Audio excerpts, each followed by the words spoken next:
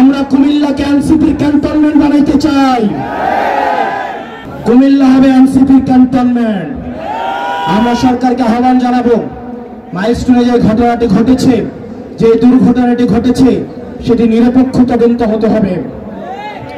সেটি তদন্ত হতে হবে কেন এই ধ্বজভঙ্গ যুদ্ধ বিমান দিয়ে প্রশিক্ষণ দেওয়া হবে। আমাদের সরকার জবাবদিহি করতে হবে, এই মাইলস্টোনের শিক্ষকদেরকে কেন আবার নির্যাতন করা হয়েছে।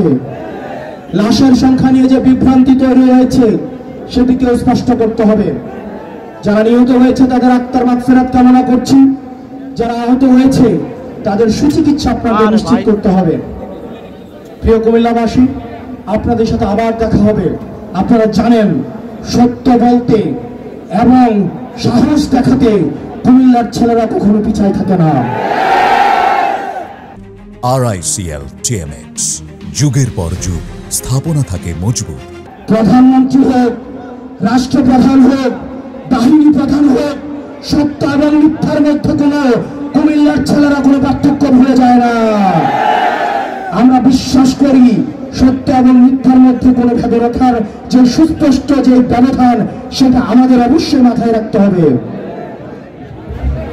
আপনারা জানেন, আন্দোলনের সময় সর্বপ্রথম কিন্তু 11ই জুলাই কুমিল্লা রাস্তা থেকে প্রতিরোধ করে উঠেছিল। কুমিল্লায় সর্বপ্রথম আক্রমণ করা হয়েছিল।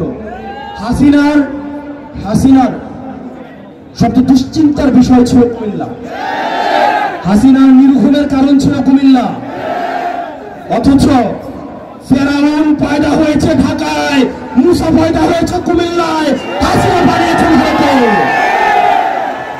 বক্তব্য দীর্ঘায়িত করবো না, মাগরিবের নামাজ সন্নিকটে।